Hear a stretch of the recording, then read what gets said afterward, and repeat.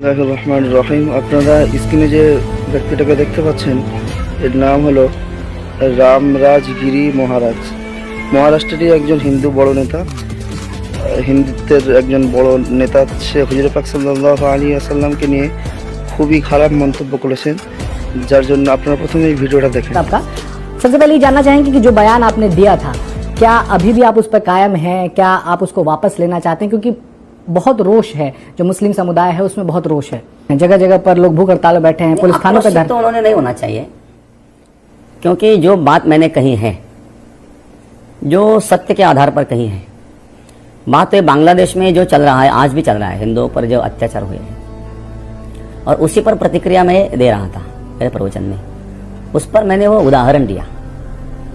तो अब उदाहरण तो 58 FIR हुए आपके खिलाफ, 58 FIR हुए। क्या पुलिस ने कोई संपर्क किया है? और ये अगर आपको लगता है कि आपने इतिहास के बारे में जानकारी दी है, तो इतने FIR क्यों हो गए? नहीं, तो FIR किए हैं, उन्होंने किए हैं, और आज तक मेरे पास वो कुछ आया नहीं है, इसलिए मैं उसके बारे में कुछ जानता नहीं हूँ, कुछ मुझे पता नहीं है। पुलिस ने कोई संपर्क नहीं किया आपने? नहीं, अभी कोई संपर्क नहीं हुआ। आप कोर्ट जाने उस विषय में कोई संपर्क नहीं। उस विषय में कोई संपर्क नहीं हो रहा? मतलब आपके खिलाफ मामले दर्ज हो रहे हैं, ये जानकारी पुलिस ने? हाँ, अभी कई बाहर से जानकारी मिली हमें कि लोग केस दर्ज कर रहे हैं, लेकिन जब नोटिस आएगी तो उसका जवाब हम कोर्ट में देंगे। कोर्ट में भी ये मामला पहुंचा था, तो कोर्ट ने पुलिस को कहा है, महाराष्ट्र पुलिस को, कि आपका जो बयान है वो सोशल मीडिया से हटाया जाए, साइबर पुलिस की मदद लेके सोशल मीडिया से हटाया जाए उस बयान को। जी, क्या कहेंगे उस पर आप? नहीं, ये बात मुझे भी पता नहीं है।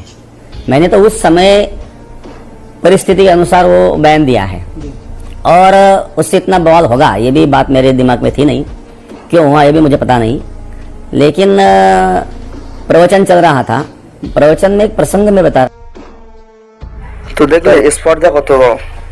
যখন ইন্ডিয়া টিভি সাংবাদিক তাকে জিজ্ঞাসা করলো যে আপনি কি আপনার যে বয়ানটা দিয়েছেন সেটা কথাটা কি আপনি উইথড্র করতে যাচ্ছেন, আপনি কি কথাটাকে নিজের দিকে ফিরে নিতে চাচ্ছেন, তো সে নির্দ্বিধায় বলল, তার কথার মাধ্যমে এটাই বোঝা যাচ্ছে যে না, আমি ওই কথার মধ্যে অনর, এখনও অনর, আমি ওই কথাটাকে আমি উইথড্র করবো না। একটা পুরো সম্প্রদায়কে এতভাবে কষ্ট দেওয়ার পরেও এই কথাটা কিভাবে বলতে পারে, প্রথম কথা। দ্বিতীয় কথা, সে তারপরে আবার বলল যে আমি যে কথাটা বলেছি এই কথার কারণে 58 থেকে 60টা FIR পড়েছে, তারপরেও তার কাছে এখনও পুলিশ কেন কোনো নোটিশ দেয়নি, এটা প্রথম প্রশ্ন। দ্বিতীয়ত এদের এত সাহস আসে কোথা থেকে? আর যে বললো বাংলাদেশের জন্য বলছে, বাংলাদেশের সম্পূর্ণ জিনিসটাই আলাদা। কারণ বাংলাদেশের উপরে যে হিন্দুদের উপরে যে অত্যাচার হচ্ছে, আসলেই যদি এমন অত্যাচার হয় তাহলে আমরা এর জন্য তীব্র নিন্দা জানাই, প্রথম কথা। দ্বিতীয় কথা, হওয়ার একটাই কারণ, তার জন্য ইন্ডিয়ান কিছু হিন্দু এর জন্য পুরো দায়ী। তার মধ্যে RSS, বজরং দল যারা আছে সবচেয়ে বড় দায়ী এরা। কারণ এরা মুসলিমদের উপরে সর্বরকমভাবে এরা অত্যাচার করে। এই অত্যাচারের জোরে যারা বাংলাদেশি মুসলিম আছে তারাও হিন্দুদের উপরে অত্যাচার করছে। এটা কখনোই ঠিক নয়।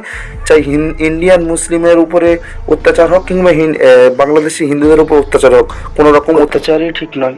এর জন্য তীব্র নিন্দা জানাই, এবং প্রত্যেকেই ভিডিওটা বেশি থেকে বেশি শেয়ার করে প্রত্যেকের কাছে ছড়িয়ে দিন, এদের টাং যেন উড়ে যায়।